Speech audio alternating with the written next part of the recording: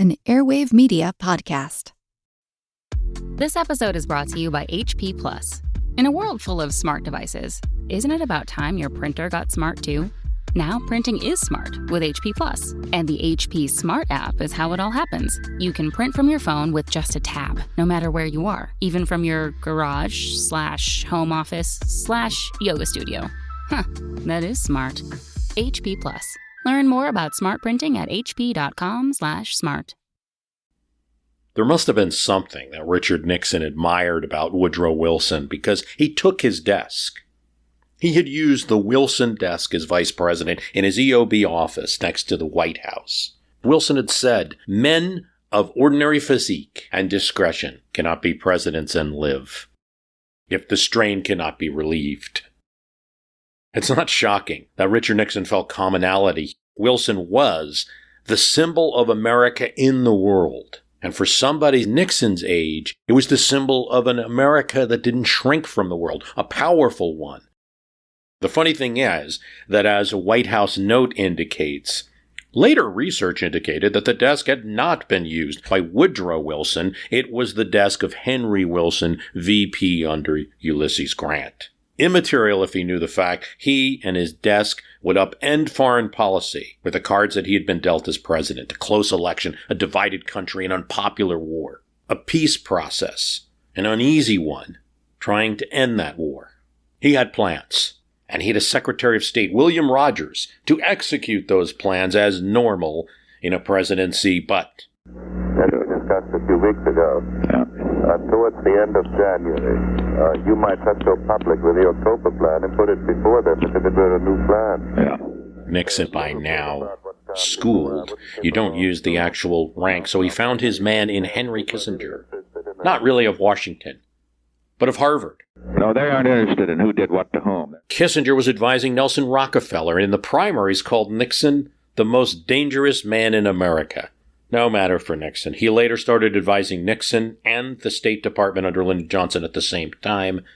But as Nixon began winning, Nixon too, he also had a cadre of journalist contacts. Nixon could use them. Wilson had his Colonel House. Nixon had his Kissinger. Vietnam's raging in 1968. 500,000 soldiers are there.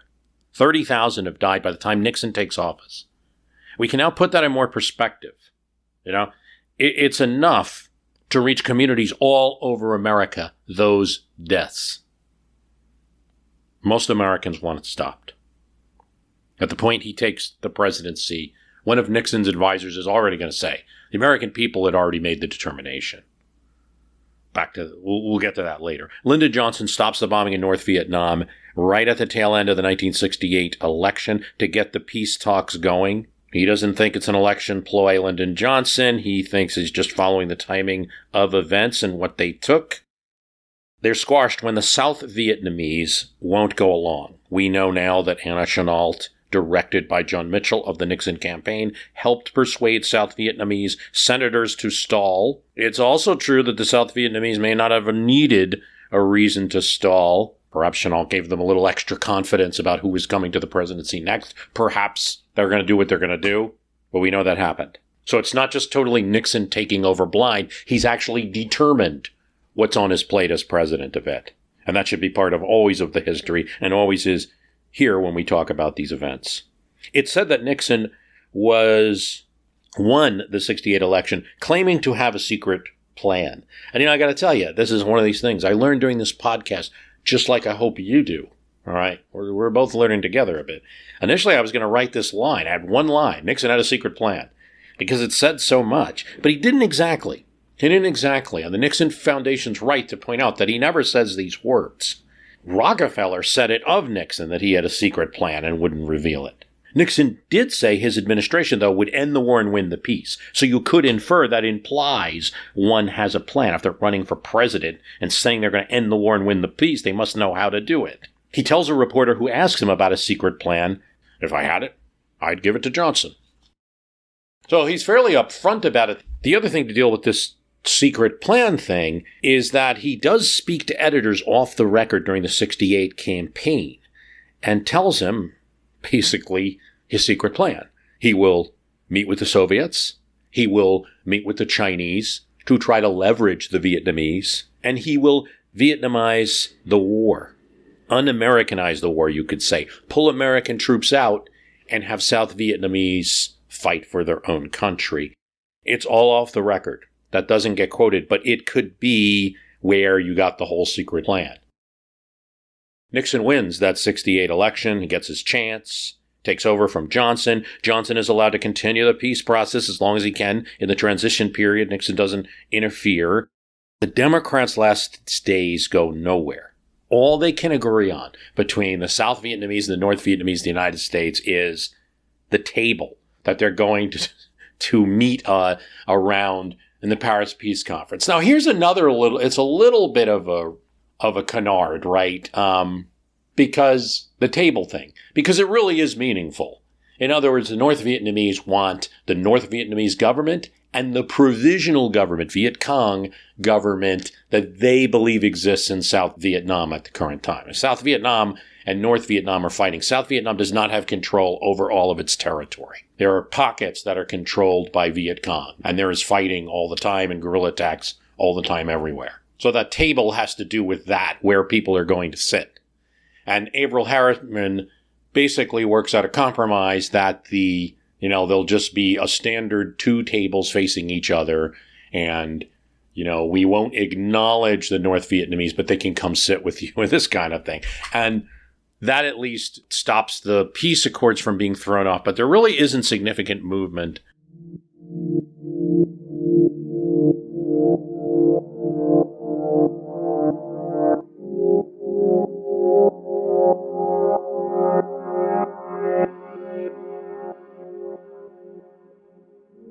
As always, I want to thank you for listening to My History Can Beat Up Your Politics. A couple things I want to note. If you're listening, please subscribe on Apple Podcast, on Podcast Addict, wherever you listen to podcasts. Just hit the subscribe or follow, whatever the app is calling it. Please do that function. I could use reviews of the program. If you like this program, please tell other people about it. And the best place to do it, where it really helps the most, I would say, are three places. Let's say a review on Podcast Addict, just because I'm getting a good percentage from there, and reviews on Apple Podcasts. Otherwise, I'd say Overcast and Stitcher are two others where I could use it. Just give us a review if you like the program, please. Helps out. What we're doing here is talking about the Paris Peace Accords, because I did an episode about the Saigon situation in 1975. But this is how the peace deal was etched, and it leads to those events. And I think it's important in understanding the Afghanistan, just like it's important to understand the previous history with the negotiations with the Taliban and things like that, to understand the Afghanistan situation now. I did a podcast in 2006, How Do You End a War? And I talked about it. I'm going into more detail, as I'm prone to do in these days. I've done this podcast for 15 years, and I'm always finding, you look at one thread and you pull it and you need more information. So there's a real story here about the Paris Peace Accords that isn't just the easiest thing in the world. And there's some quick generalizations that maybe I even made. I think I basically got it right in the 2006 cast, but there's a couple of generalizations in it that could be clarified more.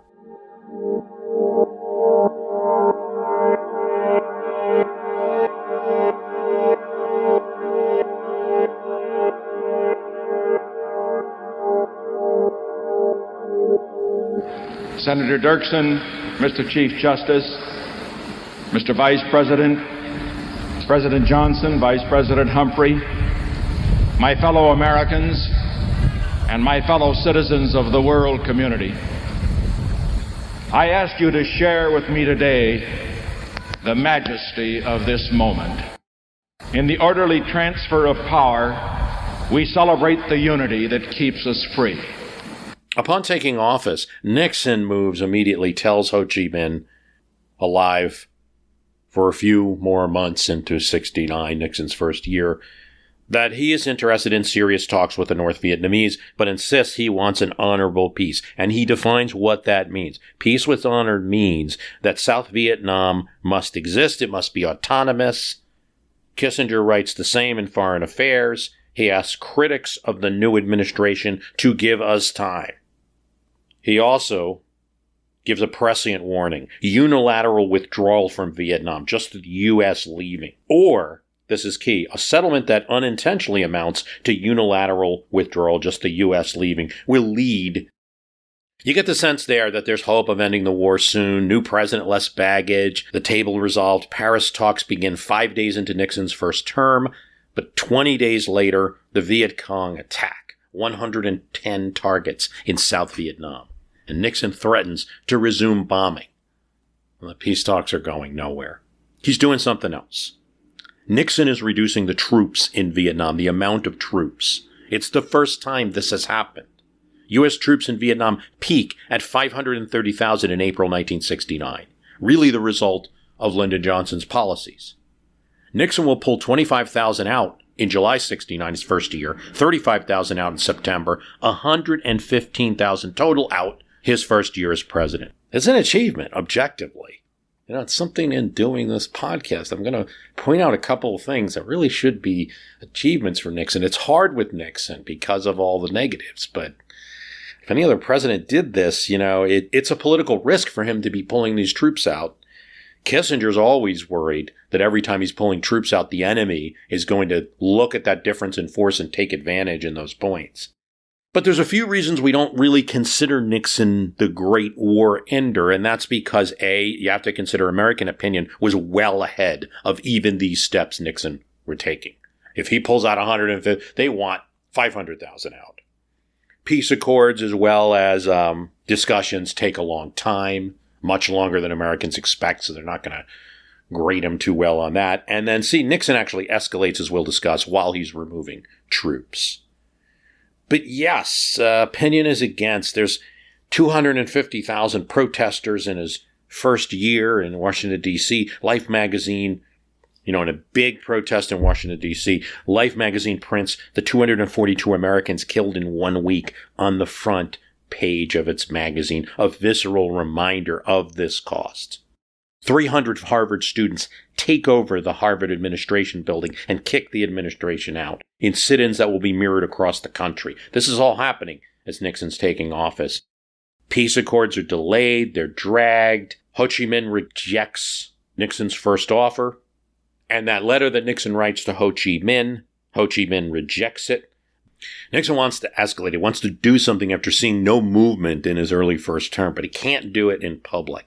LBJ had committed not to bomb North Vietnam when he ended the bombing. Nixon doesn't want to break LBJ's promise, not yet. But he wants to do something about supply lines that are causing South Vietnam to be attacked. Hanoi says America must go for them to stop attacking. Nixon won't do that. Hanoi says that they want the South Vietnamese President Thu out of office. He, while maybe is not the strongest leader ever, he has enough resonance, it appears, with people there that he's the symbol of the country. And if he's gone, I think the North Vietnamese think they can grab an opportunity. They want him out. Nixon won't sell out Thu. He won't sell out South Vietnam. That's not an honorable peace. Not everyone agrees. A Vermont senator insists, just withdraw and declare victory. It's an idea that catches on across America, particularly in your more Republican circles. Don't admit the war was wrong, just withdraw and declare that you won. Nixon talks to Charles de Gaulle in France in an early trip. De Gaulle's country is hosting those peace talks. He's just pulled Algeria out of France, and France was there for 100 years. There's terrible opposition to it. He's almost assassinated, de Gaulle is. He asked Nixon, why not just get out of Vietnam? You get nothing out of it. And Nixon says, well, we'll weaken America. If we do that, we'll weaken our position with the Soviets. De Gaulle says, it'll be exactly the opposite. You're going to weaken your position if you stay in Vietnam. He knows the French experience. The entire Vietnam comes from the experience of French Indochina. When the French left, the country's partitioned, North and South Vietnam. North Vietnam, a communist country. South Vietnam, a republic, if sometimes corrupt country. South supported by the United States, the North supported by the Soviet Union and Communist China. We eventually sent troops into the South to support that. This comes out of the French experience, and that's not a good one. Nixon won't do what de Gaulle is saying. He won't just pull troops out of Vietnam. He won't just withdraw from Vietnam.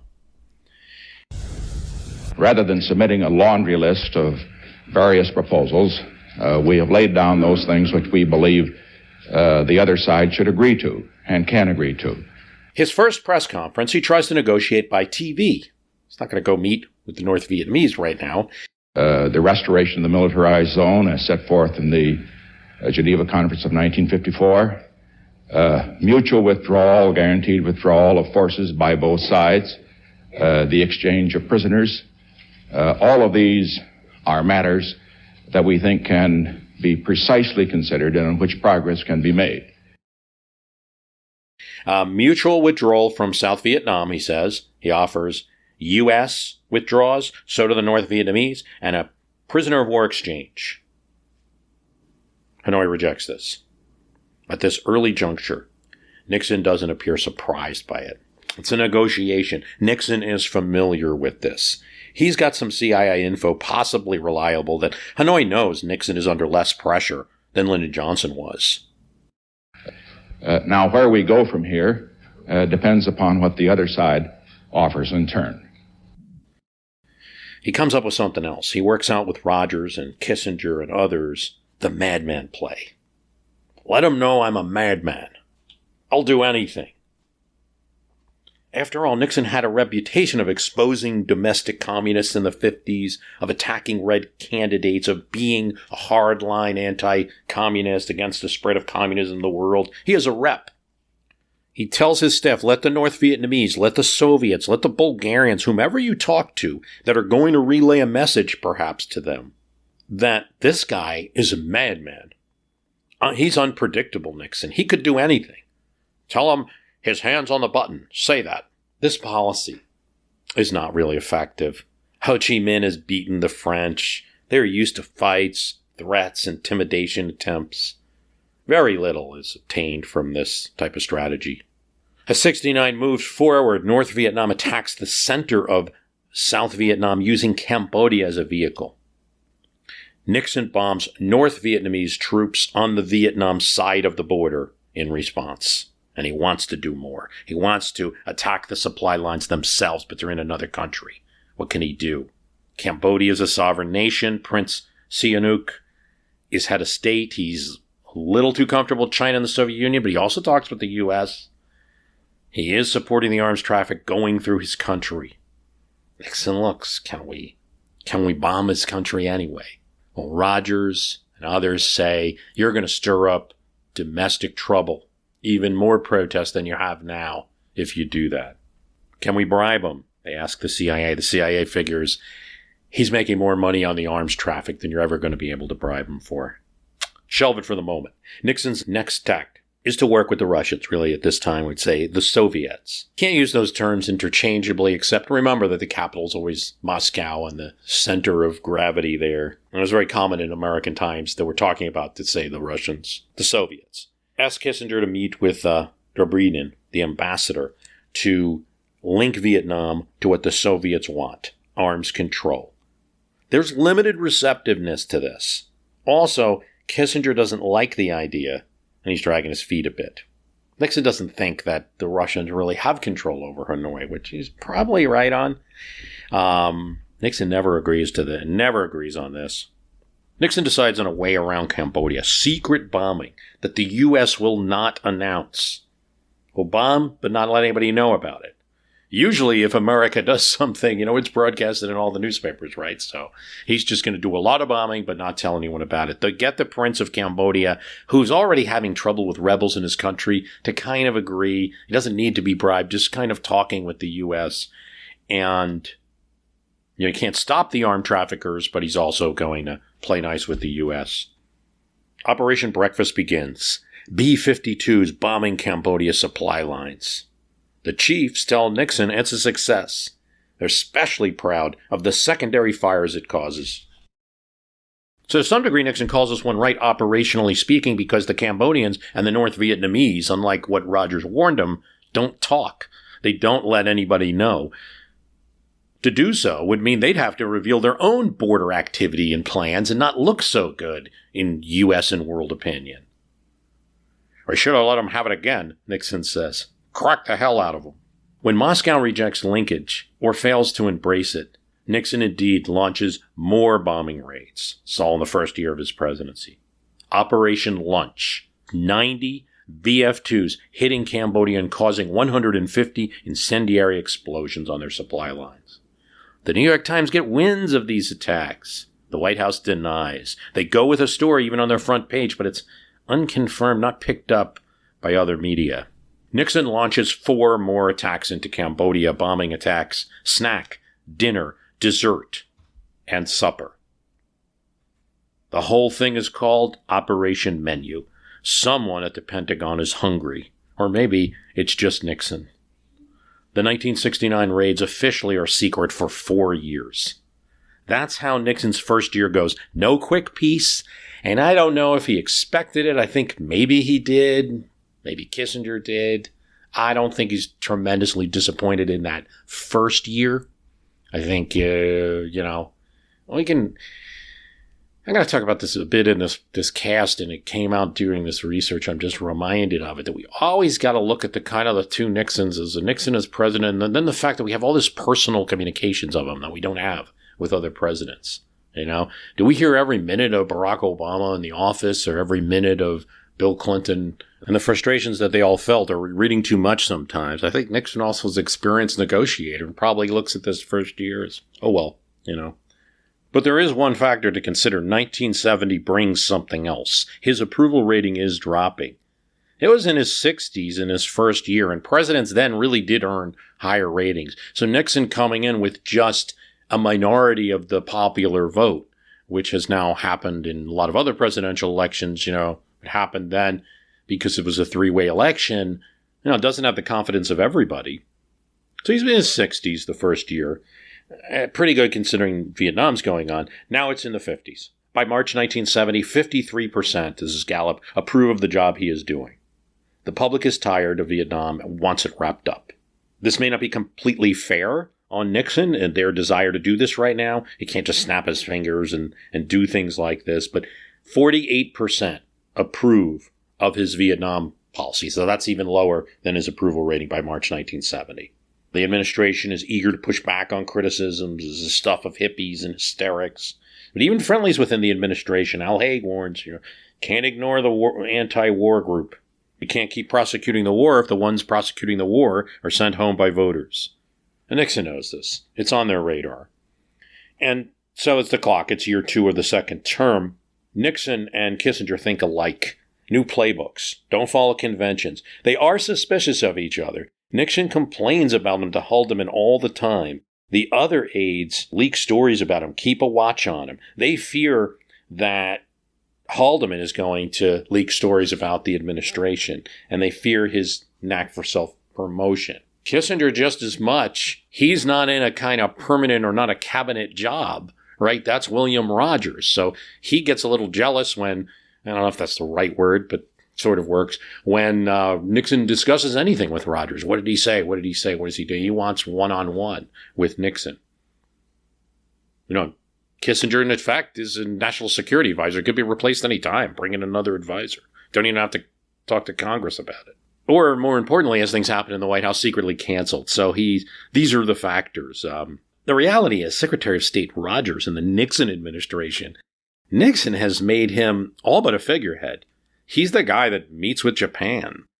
Nixon tells the Soviets to deal with Henry, not with Rogers. That's no problem for the Soviets. They are used to that. But Nixon's got a plan for 1970 and announces it on TV. And I think he feels pretty good about this. It's Vietnamization. The South Vietnamese will pick up the war so the U.S. can withdraw with honor. In addition, Nixon secretly bombs Laos, another supply center for the North Vietnamese attacks. He also secretly sends an envoy to meet with the North Vietnamese. This is Vernon Walters. And it sets up actions that will happen in Paris. May 2nd, 1970. Nixon's on the phone with his chief of staff, Haldeman. Good numbers. His speech just got 65% approval in a poll. Only 35% disagreed. He tells Haldeman, let everybody go home. Get some rest. No, Haldeman said, not when we're just getting things rolling. I'll let up on them later. Smart man, since this was a Friday, and Nixon didn't seem to mean it anyway. The president watched Patton on Saturday night, and after watching that movie, he came in on a Sunday. We need bold moves, imaginative moves. None of the searching around. Congressmen really put the screws in them. Some of them are cowards, sticking the knife in U.S. troops, giving aid and comfort to the enemy. Use that phrase. Hit him in the gut. He's also constantly going after leaks within the administration. Who's talking to the New York Times? And something else happens and no one knows it. Kissinger goes to Paris. The North Vietnamese delegation is still there. Peace accords are delayed, but they're not over.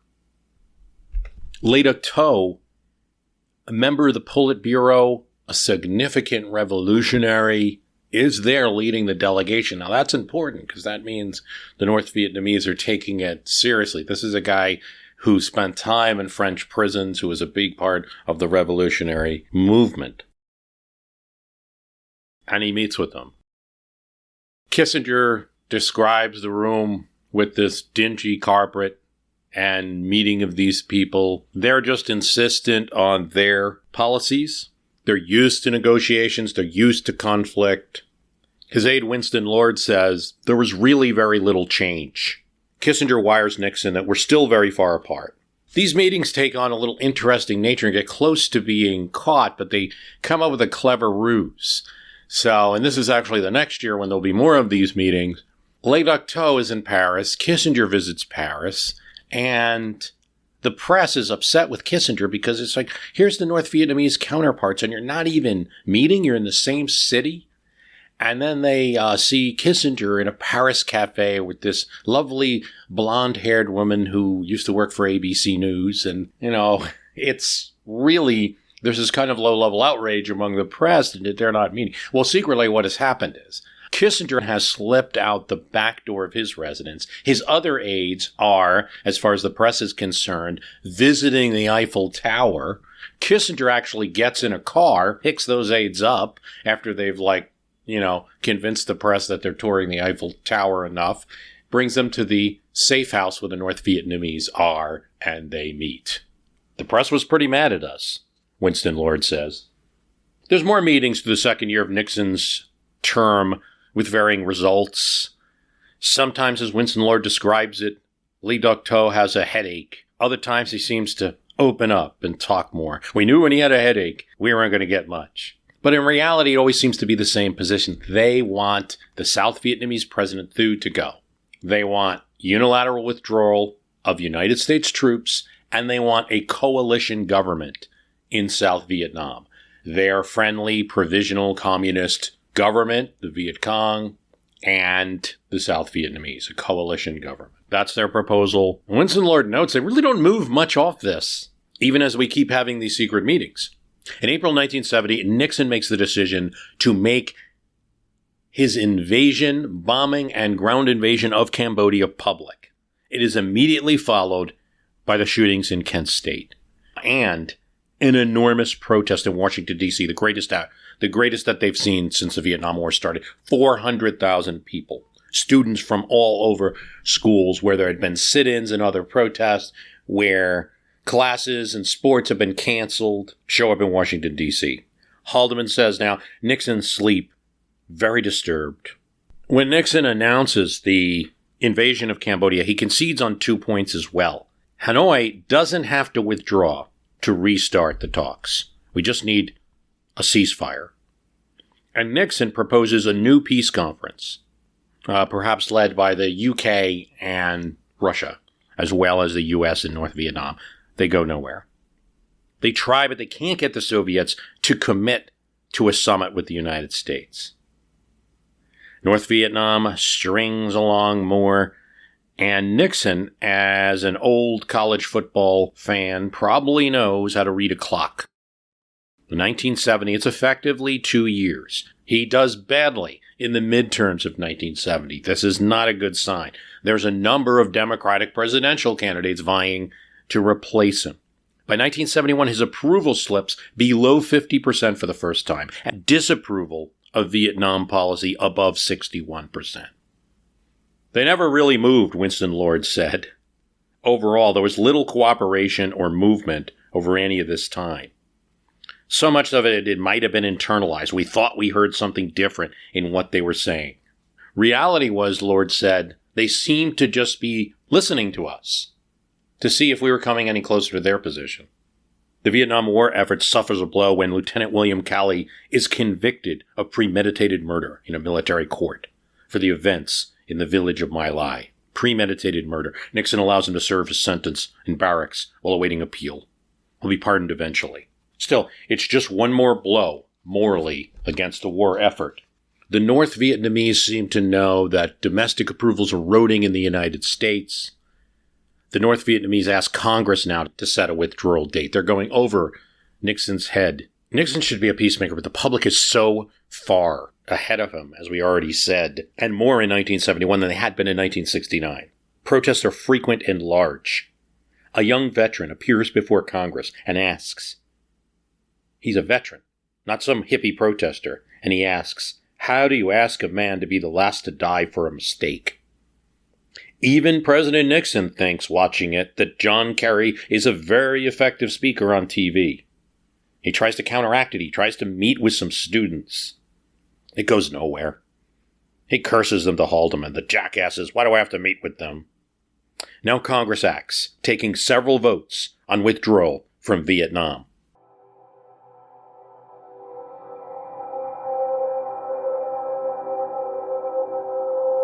The snap of a drum, and 1971 is an interesting year for music. You see ceilings bursting. It's almost like the new decade is here.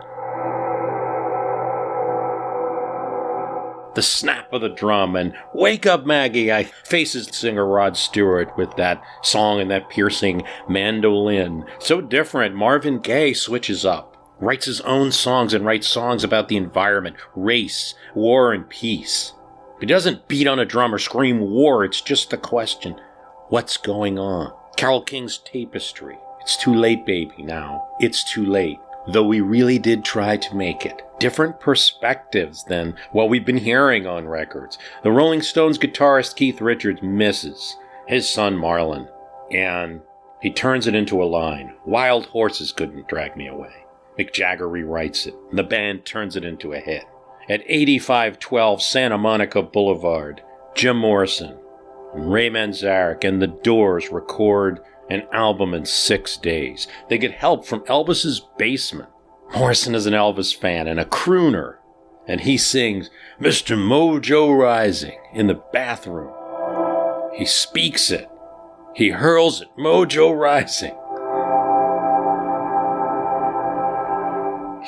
He does it in the bathroom doorway because their studio isn't a real studio. It's a makeshift one. Doesn't have a vocal booth. Rising, rising, rising, rising. He'll die, we think, 3 months later.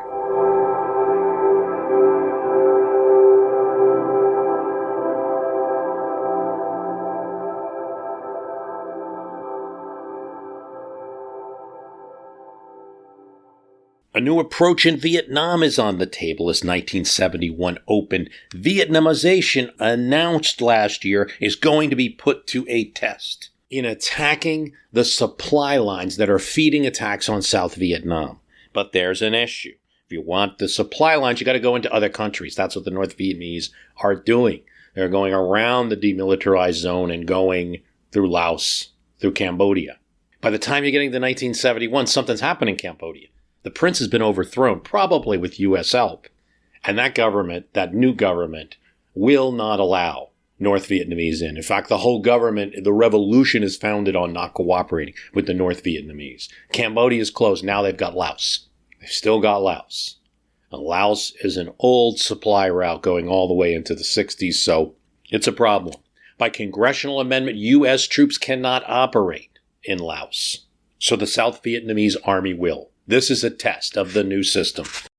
It's really an attempt to do two things: take out that supply line and shift the momentum, potentially for South Vietnam not to be on defense, but to be on the attack, and to boost the morale of the ARVN, the Army of the Republic of Vietnam, the Army of South Vietnam. The operation is called Lam Sam 719, and it begins with 21,000 troops, tanks, and men pouring in, making progress at first, with U.S. Army helicopters to provide support. That was the loophole in the congressional law, that you could provide air support and the support personnel needed, so they can keep support and logistics on the Vietnam border, and then also send in copters and Rangers to help. Now, the goal is to take a city of Chapon, which is known to be a city in Laos that is a known supply depot for the North Vietnamese.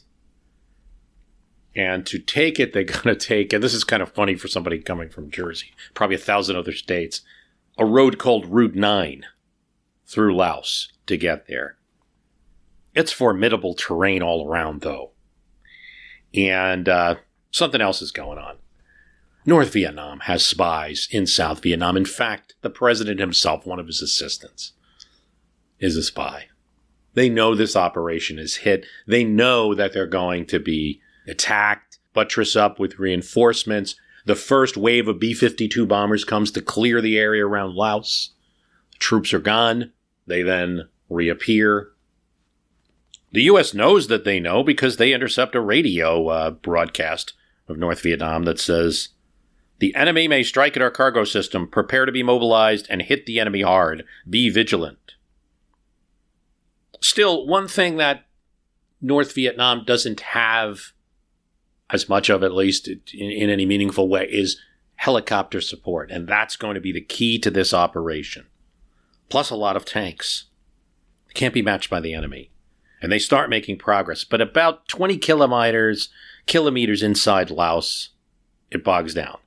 Roads are bad. This Route 9 is not, turns out, not a route in any condition at all.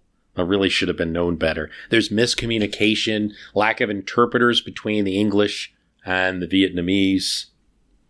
It turns out to go much farther, only tanks and tractor vehicles can make it. They can't supply with motorized vehicles. So helicopters need to perform the supply. But when they try to reach the LV, their landing zones, they're taking fire.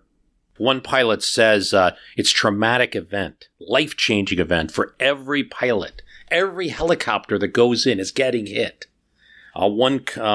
It's like the terrain is moving like a carpet, but there are hundreds of troops under the trees. And as the helicopters have to fly in low, they're attacking those copters with whatever they have, rounds of small arms fire, but close enough and in volume enough to take some helicopters down.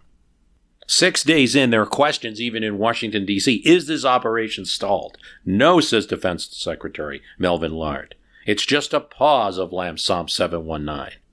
There's going to be like 174 copters shot down during this operation. Some are not shot down all at once, but they're damaged by so many rounds. 215 U.S. personnel killed in this operation. It's pretty rough. I can only get into generalizations. I'm not a military history podcast. I would love to take some time. I probably could, and give you a whole look at Lam Sam 719. But I will just, for the scope of what we're talking about here, the peace accords, let me just refer you to the Jocko podcast. They have a great interview with a helicopter pilot, or on YouTube, Vietnam in HD has a Lam Sam 719 episode. And there's numerous soldiers who have been interviewed from the operation. But by early March, Hanoi is able to put 36,000 troops and some Soviet-made tanks in a counteroffensive.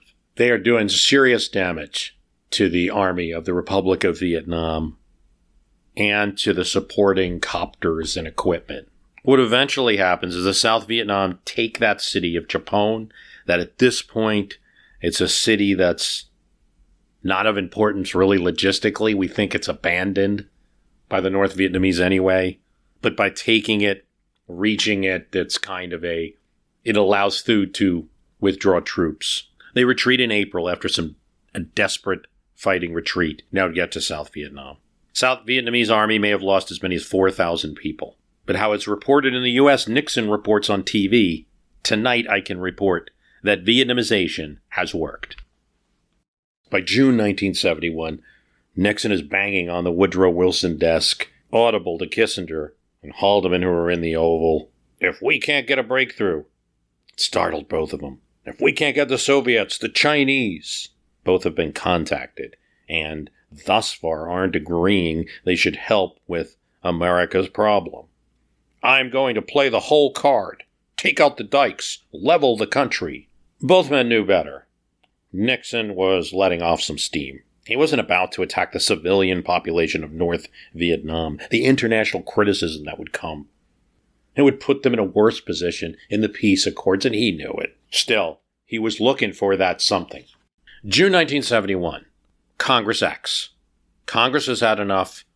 The Hatfield Amendment passes.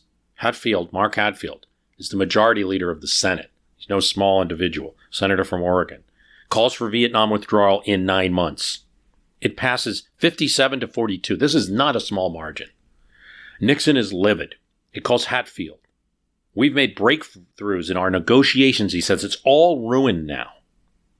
It was not a truthful statement. There wasn't significant breakthroughs. But Nixon tells Hatfield, you are forcing me to bomb the hell out of them now. July 71, North Vietnam meets Kissinger again. This time they make an interesting suggestion. Just take Thieu out in a covert operation. It's almost like, you guys are good at that, right? They know the U.S. has done it before. Well, with Thieu's brother. There was pretty clear evidence that the United States approved of a plan to overthrow the brother.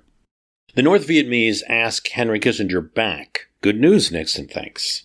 He even tells Henry Kissinger, tell reporters who ask about Vietnam to say, Vietnam is finished. On to bigger things.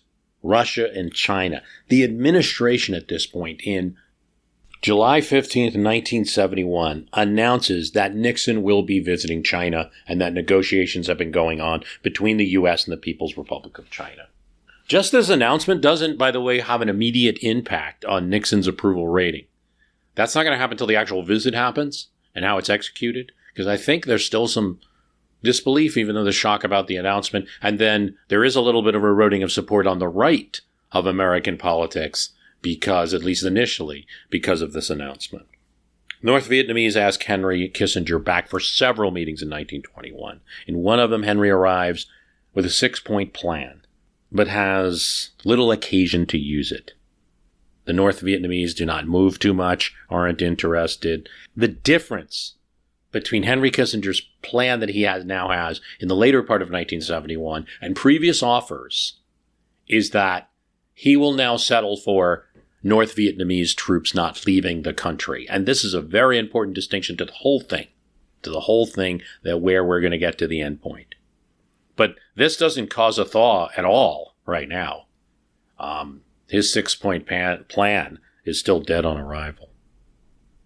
The North Vietnamese do make an interesting suggestion. They say in some of the meetings, you don't have to get rid of President Thieu, just leave it to South Vietnam. That's a small concession. You don't have to get rid of him. We can have an election in South Vietnam. It's a move away a bit from the coalition government position. But America is not going to abandon Thieu. Thieu has the right to be in an election. He's the current president. But by November 1971, 80% of Americans in Gallup surveys want American troops home. Some want it with honor, some have different ways that they say that, but almost all Americans want the troops home. 4, 3, 2, 1, here it is. 1972, Happy New Year to you all. And some have let out a whole mass of balloons. First time I've seen them. Don't know where they had them hidden, but there's dozens of them, and there goes some more Roman candles. Another one zoomed up, arced into the new skies. So you got to 1972, and everything seems a little bigger. The stakes are bigger. It's an election year. But something to note. Draftees are down. Draftees being sent to Vietnam down to 500 a month. It was 8,000 a month at the end of 1971. Harder to scare up a protest in 1972. You're starting to see some of that energy fade. Some of it. They can still get, say, 100,000 in New York City in April and 25,000 in San Francisco. But they were getting 100,000 in San Francisco and 250,000 in D.C. the year before in 1971. Seen a little bit less energy. They do an emergency march to stop the war in Washington in May of 1972, get about 15,000 people. That's not to say the anti-war energy is gone. It's just you're noticing a bit of a wind down. It's an election year, so we imagine it's... Winston Lord said, Hanoi wasn't budging, so we decided to go public with the secret negotiations that Henry Kissinger and the Vietnamese were conducting. We were taking too much criticism in the U.S. to keep it secret. Nixon reveals this, and he reveals his offer of peace, including Nixon's offer of U.S. withdrawal to the North Vietnamese. Some Americans who believe what the North Vietnamese tell them to believe have charged that the United States has not pursued negotiations intensely. Just the opposite is true, he says. He reveals Kissinger has made 12 trips to Paris. We offered withdrawal for a ceasefire and a prisoner of war exchange. The response? And then they bring out what the North Vietnamese had said to them last time. They want us to overthrow South Vietnam. Richard Reeves describes it this way. It was a startling night for most Americans who had not heard of all of this. Hanoi denounces the speech as an election year gimmick. Nixon's plan is shocking even Democrats in Congress. McGovern, who's going to be his opponent in the fall, claims victory. He said Nixon adopted his plan. At the same time he opposed our plan in Congress. He was offering the same thing to the North Vietnamese, McGovern says. That may be true, but it's bad news for McGovern and Democrats seeking to sit in the place that Nixon is sitting in. Because, as the Washington Post says in a headline, war issue deflated. It wasn't completely, but it certainly did take some of the stuffing out of the criticism. 1972 is also going to be when Nixon visits China. It's a tremendously successful visit. You start seeing poll numbers move up from 50% straight in the middle to 56% after this visit. He's also going to open up with the Soviets after this. The Soviets have been kind of dragging on a summit, on arms control, and definitely on helping with Vietnam. After Nixon goes to China, the Soviets are much more interested, and there will be a summit meeting. Nixon's Russian breakthrough is almost as important for how his presidency should be viewed, for the later end of the Cold War, for reducing tensions in the world generally, than even the Paris Peace Accords. So it's an achievement that's kind of buried in with a lot of other stuff. In terms of the North Vietnamese, the answer to Nixon, if there is one, comes not at the negotiating table, but with an attack. The Easter offensive that is unusual, as it is not the standard North Vietnamese guerrilla attack. It is up front, a total direct attack, tanks rolling across the DMZ zone, 15,000 North Vietnamese soldiers. Here's what Richard Reeves says in his President Nixon Alone in the White House. The South Vietnamese, the Americans, and the South Koreans. And it's important to note, in Vietnam, there were almost 40,000 South Korean troops in the province. We're surprised, not by the attack, that happened every spring, but by the fact that the North Vietnamese came as an army, not as guerrillas. They were out in the open, using hundreds of new Soviet T-54 tanks, rolling towards Quang Tri City, with a population of 35,000, which had been defended by a United States infantry division until the division was withdrawn in August 1971, and then south possibly Da Nang. It was a cloudy day, already raining, so the South Vietnamese could not fly air support for their troops on the ground, and high-flying American B-52s could only bomb blind through the cover. Koreans, usually the bravest of soldiers, did not want to fight. What was the point? The Americans were already going home.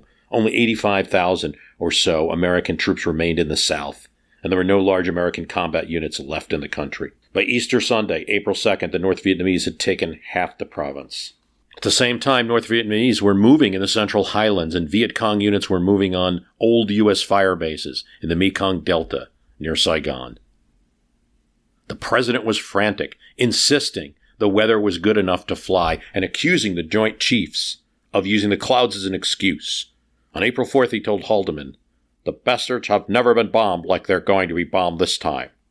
Nixon writes in his diary, "It is ironic that having come this far, our fate is really in the hands of the South Vietnamese. If we fail, it will be because the American way simply isn't as effective as the communist way in supporting countries abroad. I have a feeling that this may be the case.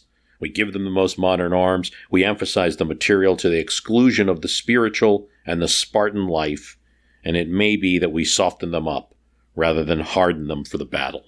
Interesting thoughts, and there is a lot of literature on, between Johnson and certainly Kennedy before Johnson and Nixon on the futility of Vietnam, and why we were even there. So you have the people leading the war and ostensibly in political rhetoric being the strongest pro-war, both have a lot of secret commentary that they don't think this is really working. I think it makes it very different than, say, a World War II. There's a compartmentalizing of the war effort, even with the executives. And this is a diary comment, so we got to be clear about that too. What a person writes in a diary is not their, you could argue it's of limited value. In April 6th, the weather began to clear and hundreds of United States planes, both Air Force and Navy fighter bombers, were in the air. They were targeting North Vietnamese surface-to-air missile installations along the DMZ and concentrations of North Vietnamese troops. Here's what Al Haig says. The Easter offensive looked pretty menacing. The North Vietnamese moved into Quang Tri, devastated big artillery bases up there, caused considerable mess. If you were sitting in Saigon at the time, your windows were rattling with B-52 strikes. But, Haig said, the effect could be overstated because it was repulsed by the South Vietnamese, and pacification or the state of politics, states of the contest within South Vietnam was not affected at all by the Eastern offensive. In fact, after the offensive, the South Vietnamese felt there was no reason to etch out a deal. They had been attacked, and they had survived. Why quit? Here's Richard Reeves. The United States struck back on April 16th, bombing North Vietnam heavily and systematically for the first time since the spring of 1968. Waves of B-52s bombed the port city of Haiphong, while Navy F-14 fighter bombers strafed Hanoi. The principal targets were docks, warehouses, and oil depots, shipping points for the spring offensive. And 4 Soviet ships, Haiphong Harbor, were among those hit. "Well, we really left them our calling card this weekend," the president says to Haldeman at Camp David that Sunday. They go to Camp David to cover for Kissinger, who is secretly meeting with the Soviets. And the one thing that they're going to get agreement on is there's going to be no future military shipments to North Vietnam. Russians have more interest in pursuing better negotiations with the U.S. than their friendship with North Vietnam. Nixon wants more from Kissinger. This is interesting. There's tension that continues between Nixon and his national security advisor, who's ostensibly achieving things for him. Kissinger was determined, this is Reeves, Kissinger was determined to duplicate the China success, which he saw as his own. The president was worried that the Soviets were setting him up. If the May summit was going to be canceled over Vietnam, he wanted to do the canceling rather than give Brezhnev that chance. The mistrust produced days of tense, overlapping cables to and from Camp David, with Haig acting as the buffer between Nixon and Kissinger.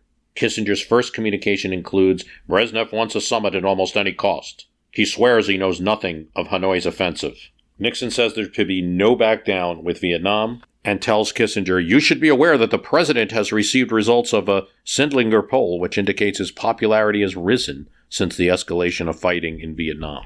President restless at Camp David, and has asked me to advise you that you must be in Camp David not later than 6 p.m. Washington time, Monday evening." Nixon and Kissinger now just start going back with these cables. Kissinger's like, you're going to get a big arms control deal, and Nixon's like, I don't care. And it's, kind of par for the course with these two. And that's really right there. the action of 1972 when you look at it. We can get into the election and the gaming around the election, but it really comes down to the North Vietnamese have their big attack. The United States and South Vietnamese have their counterattack, and they they beat back the invasion.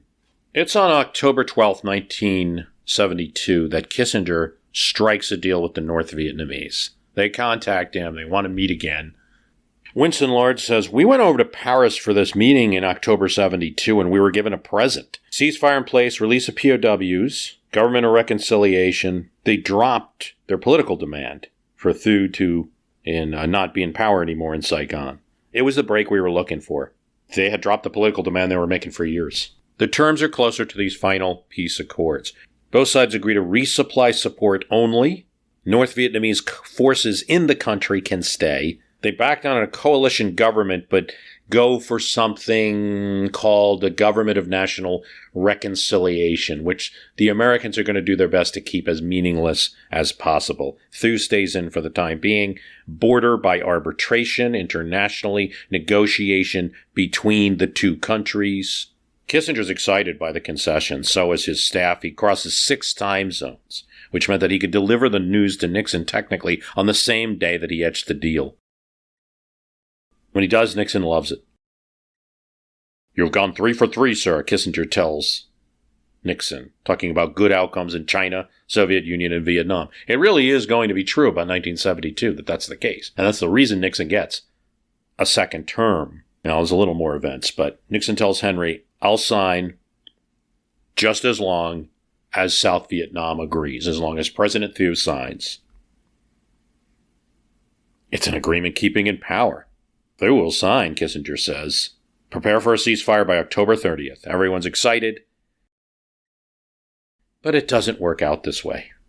On the 18th, Kissinger gets unexpected resistance, not from North Vietnam, but from South Viet. He hands him a letter from Nixon touting the benefits of the deal. "It's the best we can do," Nixon says to the South Vietnamese president, asking for cooperation. Here's what Winston Lord describes. "When President Thieu heard our presentation, he didn't react. He just listened. We had no reason to be pessimistic after that initial meeting. But then 3 days later, we got bashed. He said he would never sign. He pointed out language in the agreement and said it was too weak." Now, Thieu's reacting. He probably got some of his advisors to the fact that this deal insists on leaving North Vietnamese troops in his country. South Vietnam looks like they call it the leopard, because there's still these little bubbles that are pockets of Viet Cong control within the South Vietnam country. And the U.S. Army, especially with the drawdowns, is just using air power, is saying they're not going to get rid of them. They're going to be there. Thieu also asks for an actual border instead of continuing this demilitarized zone and just having the border negotiated between North and South Vietnam. He wants the border in this treaty. That's not something Hanoi can go with. Kissinger now sends a note. He was supposed to go to Hanoi to sign agreement. Now he has to send a note saying, literally now he's writing to the North Vietnamese, "Don't give up hope. We just need a small delay here. We agree to the terms, but we have to get South Vietnam to agree to the term, and we need more time." The North Vietnamese react badly to this, and they publicize the deal on Radio Hanoi, which means the entire world knows about the deal that the U.S. and the North Vietnamese made, but the South Vietnamese will not sign. They also accuse the U.S. of bad faith in negotiations, that this is some kind of game that they're doing. Peter Rodman, the assistant defense secretary, says, "It really didn't matter if we had it before or after the election. It made no difference at this point. When Saigon balked, we said fine, and we went home. We're going to wait till after the election." The White House at this point instructs Kissinger to say something public. Later, Nixon will claim he didn't authorize it, that it was too strong of a statement, but they did authorize him to say something about the state of negotiations. Despite what North Vietnam and South Vietnam had said, this is where Henry Kissinger goes out, makes his press conference, and says, peace is at hand. And don't listen to what the North Vietnamese, South Vietnamese are saying. Peace is at hand. Nixon's press secretary, Charles Colson, says the comments wiped McGovern out, Nixon's opponent. Nixon's just glad, and this is 1972, where things are early, not fully boiled up yet, but he wants to wipe out this 2-bit Beltway insider scandal called Watergate. Get it off the newspapers, and for that day it does. Nixon gets over 60% of the popular vote in the 1972 election, every state save D.C. and Massachusetts. But peace isn't truly at hand. In a sense, Kissinger was wrong. And you have some interesting dynamics. Here's what Henry Kissinger says much later. He believes that from the North Vietnamese point of view, they had to get a deal before the election. And they set their own timetable that way. And that's why it was wait until we got to the election. They realized Nixon was going to be McGovern. They were going to get less from a President Nixon in the second term. But as Kissinger said, they had no idea because they didn't know enough about American politics to know that what was coming was a big supplemental vote in order to continue the war. And there wasn't support in Congress. We caught the North Vietnamese in a wrong assessment of our situation. They thought our situation would be better after the elections. It would be worse. We would have been under pressure to pull back the B-52s. If the North Vietnamese found out later we couldn't escalate, we would lose the opportunity to negotiate at all. But with South Vietnam not signing the agreement, nothing can be done right after the election even. Nixon does one more thing. He conducts bombings on Christmas in 1972, hitting North Vietnamese targets, being sure to hit docks, oil depots, things that would hurt. And it's kind of an interesting thing that happens. They get a conciliatory note from Hanoi after this, suggesting that maybe negotiations should be resumed. Yeah, the endgame of Vietnam really comes down to the U.S. and South Vietnam. Here's what Charles Whitehouse, Ambassador to Laos, says. They were, and this is about the South Vietnamese, they were confident that 68 would be repeated. They liked the way it was. They liked the deal they had. They reasoned that it was better for them to wait. The longer, the better. Senator Barry Goldwater, the staunch conservative, hearing about what South Vietnam's doing, Thieu dragging his feet, says if Thieu keeps doing this, to hell with him. Nixon makes sure that his ambassador shows that note to Thieu and South Vietnam. They get a copy. This is a major conservative voice in America saying, leave South Vietnam at the table. Nixon backs it up with a letter for Al Haig to deliver. Al Haig's like the last one remaining in the administration that's kind of taking the side of South Vietnam. So they send him. Thieu ends up yelling at him, makes him wait 4 hours, and then yells at him. Nixon says the air attack was a warning. There could be more if the North doesn't enforce the treaty that we make. He also tells Thieu, you resisting this signing of this treaty is helping Hanoi, not helping you. Finally, an ultimatum. Failure to join a settlement would mean no U.S. support. Thieu doesn't cave. Any agreement he sees is his country being reduced. He then replies to Nixon's written note, attacking his ultimatum. He knows it's the only weapon he has. He can deny Nixon the peace with honor. He can say this isn't honorable. Kissinger's done. From Kissinger's point of view, it seems to leave us no other alternative than to go alone. Nixon also blames Henry a bit. The South Vietnamese think he's weak because of the press conferences. The damn peace at hand thing. A statement Nixon had kind of had him make and helped Nixon win, but let's put that aside. Now when Hanoi agrees to resume talks, Nixon announces a bombing halt on July 8th. Winston Lord's opinion is, it moved very quickly once the peace process started in Paris again. Eventually, toasts were exchanged, and there was a feeling of camaraderie all around. Eventually, South Vietnam has to come along. It's reluctant. There really is no choice. They would be abandoned. It was made fairly clear they would be abandoned.